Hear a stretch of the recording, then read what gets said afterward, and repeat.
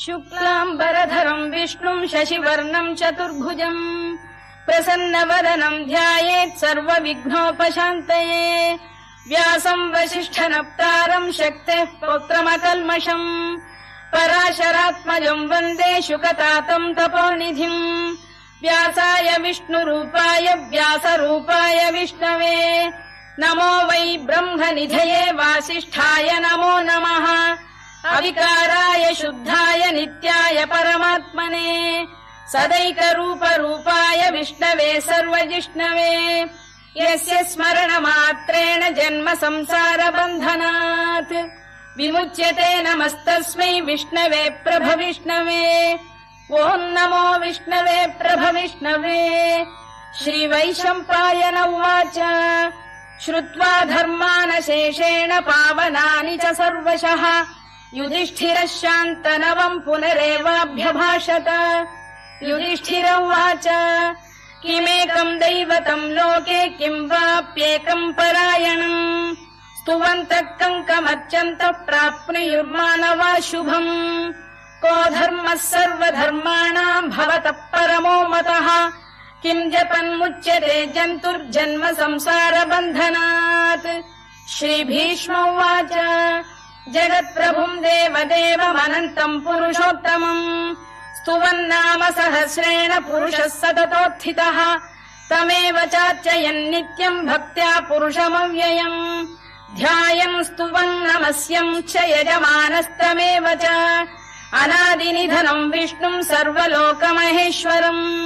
लोकाध्यक्षम् स्तुवन्नित्यम् सर्वदुःखातिगो भवेत् ब्रह्मण्यम् सर्वधर्मज्ञम् लोकानाम् कीर्तिवर्धनम् लोकनाथम् महद्भूतम् सर्वभूतभवोद्भवम्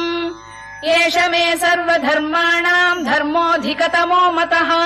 यद्भक्त्या पुण्डरीकाक्षम् स्तवैरच्चेन्नरः सदा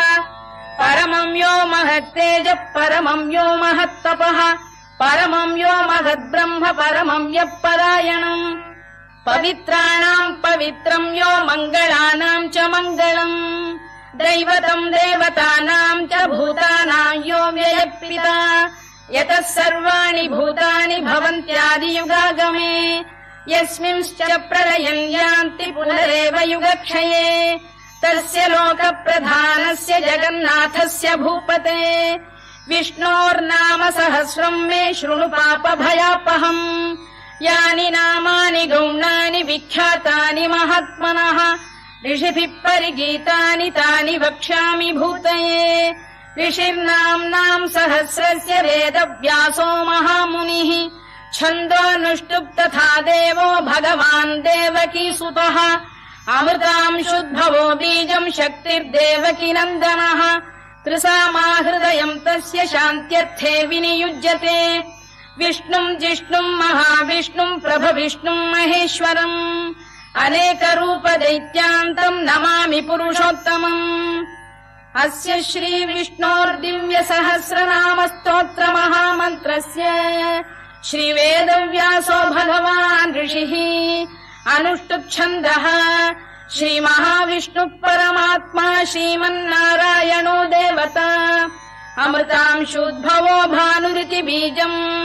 देवकी नन्दन श्रेष्ठेति शक्तिः उद्भवः क्षोभणो देव इति परमो मन्त्रः शङ्खबृन्नन्दकी चक्रीति कीलकम् शार्ङ्गधन्वा गदाधर इत्यस्त्रम् रथाङ्गपाणिरक्षोभ्य इति नेत्रम् त्रिसामासामजः सामेति कवचम् आनन्दम् परब्रह्मेति योनिः ऋतुः सुदर्शनकाल इति दिग्बन्धः श्रीविश्वरूप इति ध्यानम् श्रीमहाविष्णुप्रीत्यर्थे सहस्रनाम जपे विनियोगः ध्यानम्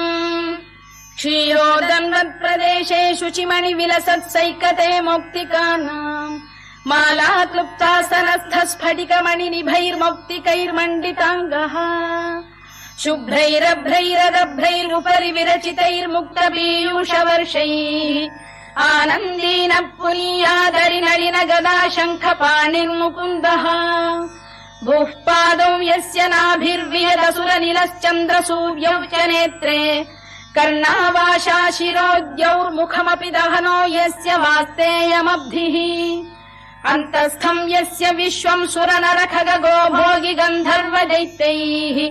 चित्रम् रम्यते तम् त्रिभुवन वपुषम् विष्णुमीशम् नमामि। ॐ नमो भगवते वासुदेवाय। शान्ताकारम् भुजगशयनम् पद्मनाभम् सुरेशम् विश्वाधारम् गगनसदृशम् मेघवर्णम् शुभाङ्गम् लक्ष्मीकान्तम् कमलनयनम् योगिहृद्ध्यानगम्यम्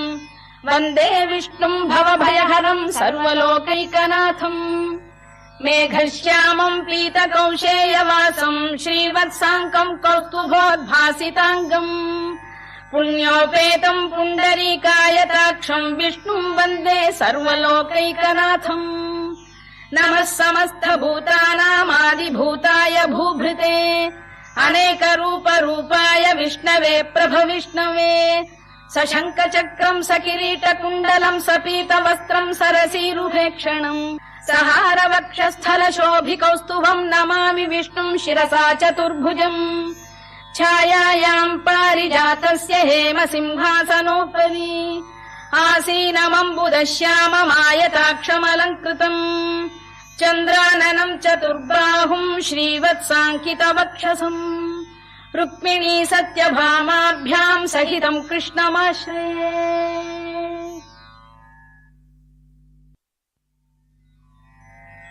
ॐ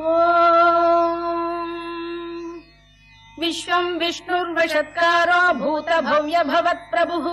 भूतकृद्भूतभृद्भावो भूतात्मा भूतभावनः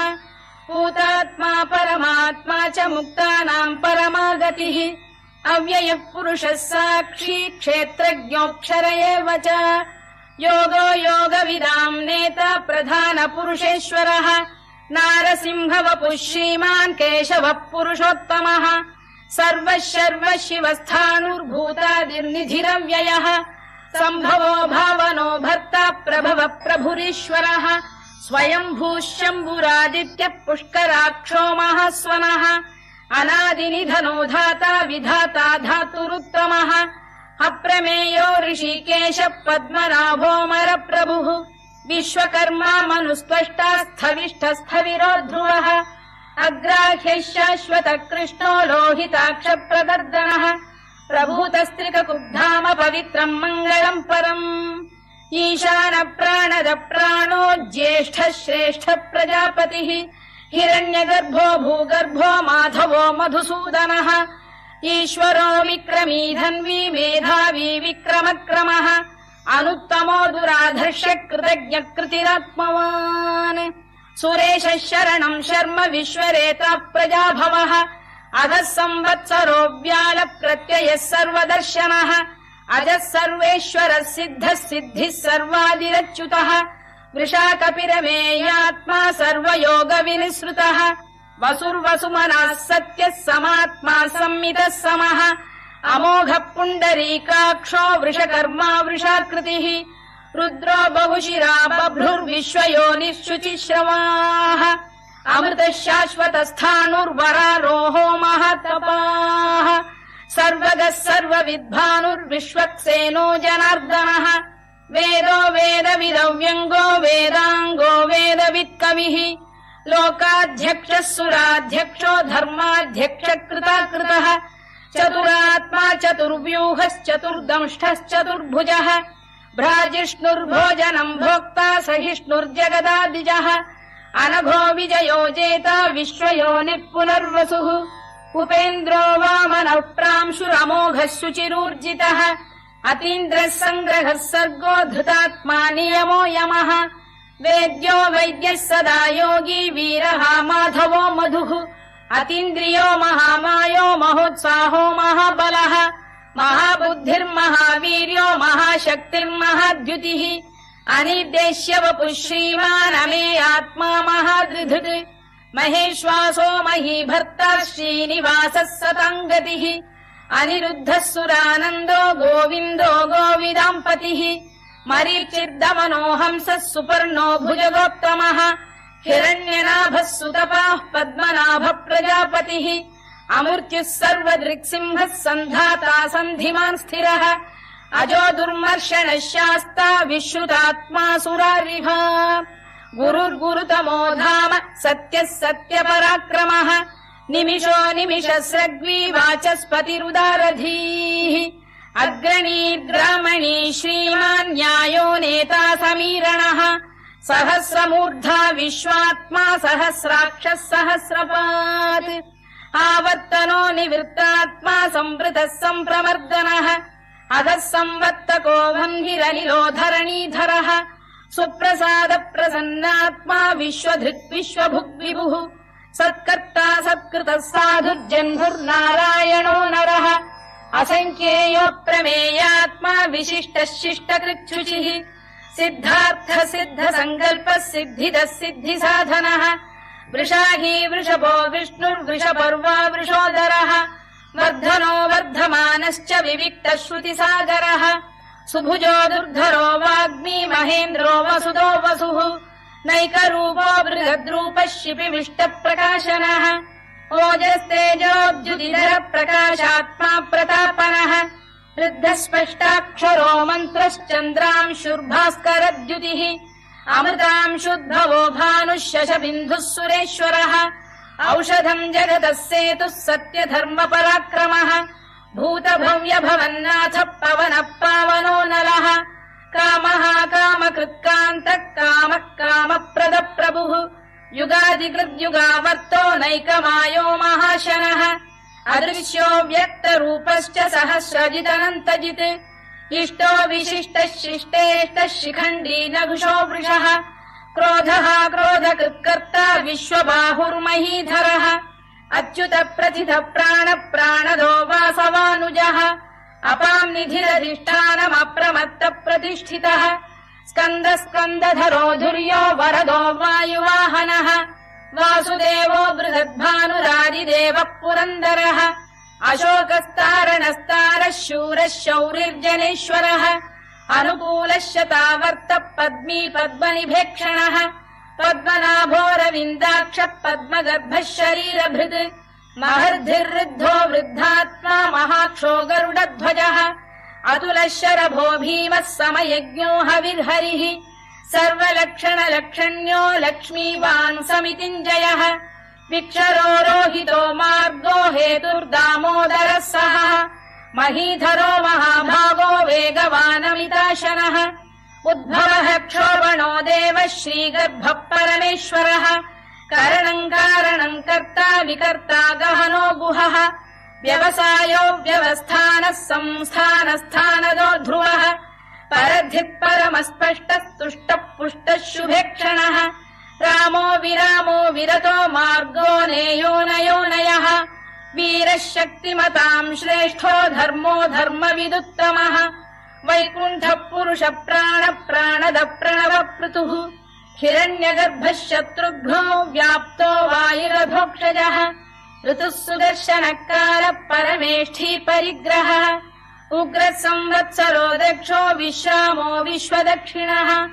विस्तारस्थावरस्थाणुः प्रमाणम् बीजमव्ययम् अर्थोऽनर्थो महाकोशो महाभोगो महाधनः अनिर्विण्णस्थविष्ठो भूर्धर्मयूपो महामखः नक्षत्रनेमिर्नक्षत्री क्षमः क्षामः समीहनः यज्ञयुज्यो महेद्यश्च क्रतुः सत्रम् सताम् गतिः सर्वदर्शी विमुक्तात्मा सर्वज्ञो ज्ञानमुत्तमम् सुव्रतः सुमुखः सूक्ष्मः सुघोषः सुखदः सुहृद् मनोहरो जितक्रोधो वीरबाहुर्विदारणः स्वापनः स्ववशो व्यापी नैकात्मा नैककर्मकृत् वत्सरो वत्सलो वत्सी रत्नगर्भोधनेश्वरः धर्मकृद्धर्मी सदसक्षरमक्षरम् अविज्ञाता सहस्रांशुर्विधाता कृतलक्षणः गभस्तिनेमिः सत्तस्तः सिंहो भूतमहेश्वरः आदिदेवो महादेवो देवेशो देवभृद्गुरुः उत्तरो गोपतिर्गोप्ता ज्ञानगम्यः पुरातनः शरीरभूतभृद्भोक्ता कपीन्द्रो भूरि दक्षिणः सोमपोऽमृतपः सोमः पुरुजित् पुरुसत्तमः विनयो जयः सत्यसन्धो दाशार्हः सात्वताम् पतिः जीवो विनयिता साक्षी मुकुन्दोमित विक्रमः अम्भोनिधिरनन्तात्मा महोदधिशयोऽन्तकः अजो महार्घ स्वाभाव्यो जिता मित्र प्रमोदनः आनन्दो नन्दनो नन्दः सत्यधर्मात्रिविक्रमः महर्षि कपिलाचार्य कृतज्ञो मेदिनीपतिः त्रिपदस्त्रिदशाध्यक्षो महाशृङ्गकृतान्तकृत् महावराहो गोविन्दः सुषेण कनकाङ्गनी गुह्यो गभीरो गहनो गुप्तश्चक्रगदाधरः मेधास्वाङ्गो जितकृष्णो दृढः सङ्कर्षणोच्युतः वरुणो वारुणो वृक्ष पुष्कराक्षो महामनाः भगवान् बलहानन्दी वनमाली हलायुधः आदित्यो ज्योतिरादित्यः सहिष्णुर्गति सप्तमः सुधन्वाखण्ड परशुर्दारुणो द्रविणप्रदः दिवस्पृक् सर्वदृग्व्यासो वाचस्पतिरयो निजः त्रिसामासामगः साम निर्वाणम् भेषजम् भिषज सन्न्यासकृच्छमः शान्तो निष्ठा शान्तिपरायणम् शुभाङ्गः शान्तिदः स्रष्टा कुमुदः कुवलेशयः गोहितो गोपतिर्गोप्ता वृषभाक्षो वृषप्रियः अनिवर्ती निवृत्तात्मा संक्षेप्ताक्षेमकृच्छिवः श्रीवत्सवक्षः श्रीवासः श्रीपतिः श्रीमताम्बरः श्रीधः श्रीशः श्रीनिवासः श्रीनिधिः श्रीविभावनः श्रीधर श्रीकर श्रेयः श्रीमान् लोकत्रयाश्रयः स्वक्षस्वङ्गः शतानन्दो नन्दिर्ज्योतिर्गणेश्वरः विजितात्मा विधेयात्मा सत्कीर्तिश्छिन्न संशयः उदीर्णः सर्वतश्चक्षुरनीशः शाश्वतः स्थिरः भूषयो भूषणो भूतिर्विशोकः शोकनाशनः अर्चिष्मानर्चितः कुम्भो विशुद्धात्मा विशोधनः अनिरुद्धो प्रतिरथ प्रद्युम्नोमित विक्रमः कालनेमिनिः वीरः शौरिः शूरजनेश्वरः त्रिलोकात्मा त्रिलोकेशः केशवः केशिहा हरिः कामदेवः कामपालः कामी कान्तकृतागमः अनिर्देश्य वपुर्विष्णुर्वीरोऽनन्तो धनञ्जयः ब्रह्मण्यो ब्रह्मकृद्ब्रह्मा ब्रह्म ब्रह्मविवर्धनः ब्रह्मविब्राह्मणो ब्रह्मी ब्रह्मज्ञो ब्राह्मणप्रियः महाकमो महाकर्मा महातेजा महोरगः महाक्रतुर्महायज्वा महायज्ञो महाहविः स्तव्यस्तव प्रियस्तोत्रम् स्तुतिस्तोतारणप्रियः पूर्णः पूरयिता पुण्यः पुण्यकीर्तिरनामयः मनोजवस्तीर्थकरो वसुरेता वसुप्रदः वसुप्रदो वासुदेवो वसुर्वसुमनाहविः सद्गतिः सत्कृतिः सत्ता सद्भूतिः सत्परायणः शूरसेनो यदुश्रेष्ठः सन्निवासः सुयामुनः भूतावासो वासुदेवः सर्वासु निलयो नलः दर्पः दर्पदो दृप्तो दुर्धरोऽथा पराजितः विश्वमूर्तिर्महामूर्तिर्दीप्तमूर्तिरमूर्तिमान् अनेकमूर्तिरव्यक्तः शतमूर्तिः शताननः एकोनैकः स वक्र किम् यत्तत्पदमनुत्तमम् लोकबन्धुर्लोकनाथो माधवो भक्तवत्सलः सुवर्णवर्णो हेमाङ्गो वराङ्गश्चन्दनाङ्गदी वीरः विषमः शून्यो घृता शीरचरश्चलः अमानी मानदो मान्यो लोकस्वामी त्रिलोकधृत् सुमेधा मेधजो धन्यः सत्यमेधाधराधरः तेजो वृषोद्युतिधरः सर्वशस्त्रभृताम्बरः प्रग्रहो निग्रहो व्यग्रो नैकशृङ्गो गदाग्रजः चतुर्मूर्तिश्चतुर्बाहुश्चतुर्व्यूहश्चतुर्गतिः चतुरात्मा चतुर्भावश्चतुर्वेदविदेकपात् समावर्तो निवृत्तात्मा दुर्जयो दुरतिक्रमः दुर्लभो दुर्गमो दुर्गो दुरावासो दुरारिः शुभाङ्गो लोकसारङ्गः सुतन्तु स्तन्तु वर्धनः इन्द्रकर्मा महाकर्मा कृतकर्मा कृतागमः उद्भवः सुन्दरः सुन्दरो रत्ननाभः सुलोचनः अर्को वाजसनः शृङ्गी जयन्तः सर्वविजयी सुवर्णबिन्दुरक्षोभ्यः सर्ववागीश्वरेश्वरः महाह्रदो महागर्तो महाभूतो महानिधिः कुमुद कुन्दर कुन्द पर्जन्यः पावनो निलः अमृताशोऽमृतवपुः सर्वज्ञः सर्वतोमुखः सुलभः सुव्रतः सिद्धः शत्रुजिच्छत्रुतापनः न्यग्रोधोदुम्बरोश्चतश्चाणूरान्ध्रैषूदनः सहस्रार्चिः सप्तजिह्वः सप्तैधाः सप्तवाहनः अमूर्तिरनघोचिन्त्यो भयकृद्भयनाशनः अणुबृहत्कृशस्थूलो गुणभिर्निर्गुणो महान् अधृतस्वधृतस्वास्य प्राग्वंशो वंशवर्धनः भारभृत्कथितो योगी योगीशः सर्वकामदः आश्रमश्रमणः क्षामः सुपर्णो वायुवाहनः धनुर्धरो धनुर्वेदो दण्डो दमयिता दमः अपराजितः सर्वसहो नियन्ता नियमो यमः सत्त्ववान् सात्विकः सत्यः सत्यधर्मपरायणः अभिप्रायप्रियार्होः प्रियकृत्प्रीतिवर्धनः विहाय सगतिर्ज्योतिः सुरुचिर्कुतभुग्विभुः रविर्विरोचनः सूर्यः सवितारविलोचनः अनन्तो हुतभुग्भोक्ता सुखदो नैकजोऽग्रजः अनिर्विण्णः सदामर्षी लोकाधिष्ठानमद्भुतः सनात्सनातनतमः कपिलः कपिरव्ययः स्वस्तिदः स्वस्तिकृत् स्वस्ति स्वस्तिभुक् स्वस्ति दक्षिणः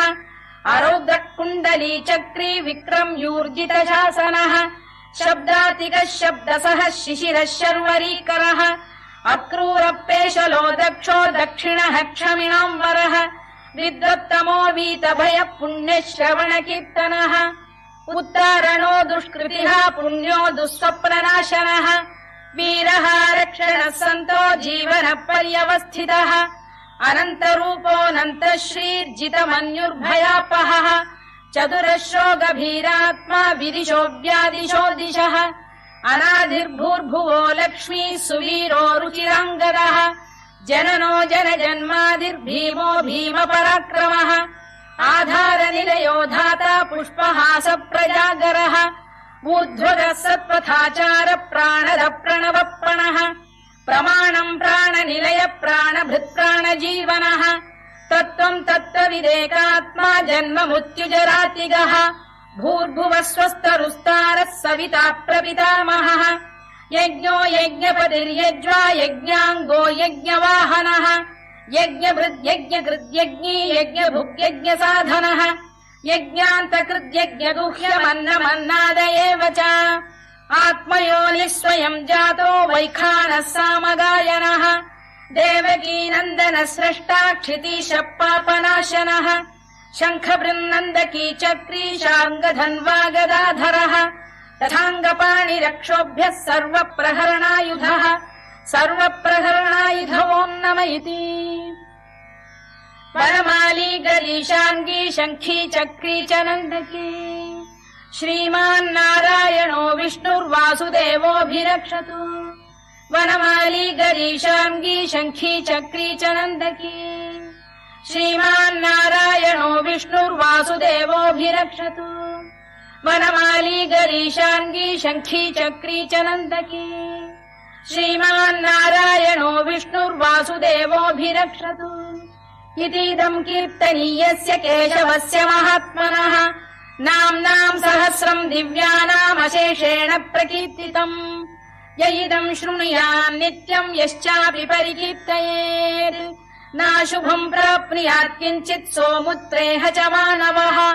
वेदान्तको ब्राह्मणस्य क्षत्रियो विजयी भवेत् वैश्यो धनसमृद्धः स्यात् क्षुद्रः सुखमवाप्नुयात् धर्मार्थी प्राप्नुयात् धर्ममर्थार्थी चार्थमाप्नुयात् कामानवाप्नुयात् कामी प्रजार्थी चाप्नुयात् प्रजाम् भक्तिमान् यः सदोत्थाय शुचिस्तद्गतमानसः सहस्रम् वासुदेवस्य नाम्नामेतत् प्रकीर्तयेत् यशः प्राप्नोति विपुलम् याति प्राधान्यमेव च अचलाम् श्रियमाप्नोति श्रेयः प्राप्नोत्यनुत्तमम् न भयम् क्वचिदाप्नोति वीर्यम् तेजश्च विन्दति भवत्यरोगोद्युतिमान् बलरूपगुणान्वितः रोगार्तो मुच्यते रोगात् बद्धो मुच्येत बन्धनात् भयान्मुच्येत भीतस्तु मुच्येतापन्न आपदः दुर्गाण्यतितरत्याशु पुरुषः पुरुषोत्तमम् सुवन्नाम सहस्रेण नित्यम् भक्तिसमन्वितः वासुदेवाश्रयो मर्त्यो वासुदेवपरायणः सर्वपापविशुद्धात्मा याति ब्रह्म सनातनम् न वासुदेव भक्तानामशुभम् विद्यते क्वचित् जन्म मृत्युजरा व्याधि भयम् नैवोपजायते इमं स्तवमधीयानः श्रद्धा भक्ति समन्वितः युज्येतात्मसुखक्षान्ति श्रीधृति स्मृतिकीर्तिभिः न क्रोधो न च मात्सर्यम् न लोभो न शुभामतिः भवन्ति कृतपुण्यानाम् भक्तानाम् पुरुषोत्तमे द्यौः स चन्द्रार्कनक्षत्राखम् दिशो भूर्महो दधिः वासुदेवस्य वीर्येण विधृतानि महात्मनः ससुरासुरगन्धर्वम् स यक्षोरगराक्षसम् जगत्वशे वर्ततेदम् कृष्णस्य सचराचरम् इन्द्रियाणि मनो बुद्धिः सत्त्वम् तेजो बलम् धृतिः वासुदेवात्मकान्याहुः क्षेत्रम् क्षेत्रज्ञ एव च सर्वागमानामाचार प्रथमम् परिकल्पते आचार प्रभवो धर्मो धर्मस्य प्रभुरच्युतः ऋषयः पितरो देवा महाभूतानि धातवः जङ्गमा जङ्गमम् चेदम् जगन्नारायणोद्भवम् योगो ज्ञानम् तथा साङ्ख्यम् विद्या शिल्पादिकर्म च वेदाः शास्त्राणि विज्ञानमेतत् सर्वम् जनार्दनात् एको विष्णुर्महद्भूतम् पृथग्भूतान्यनेकशः त्रीन् लोकान् व्याप्य भूतात्मा भुङ्क्ते विश्वभुवव्ययः इमम् स्तवम् भगवतो विष्णोर्व्यासेन कीर्तितम् पठेद्य इच्छेत् पुरुषः श्रेयत् प्राप्तुम् सुखानि च विश्वेश्वरमजम् देवम् जगतः प्रभुमव्ययम् भजन्ति ये पुष्कराक्षम् न ते यान्ति पराभवम् न ते यान्ति पराभवम् वोन्नम इति अर्जुनोवाच पद्मपत्र विशालाक्ष पद्मनाभसुरोत्तम भक्तानामनुरक्तानाम् त्राता भव जनार्दन श्रीभगवानुवाच यो माम् नाम सहस्रेण स्तोतुमिच्छति पाण्डव सोऽहमेकेन श्लोकेन स्तुत एव न संशयः स्तुत एव न संशयोन्नम इति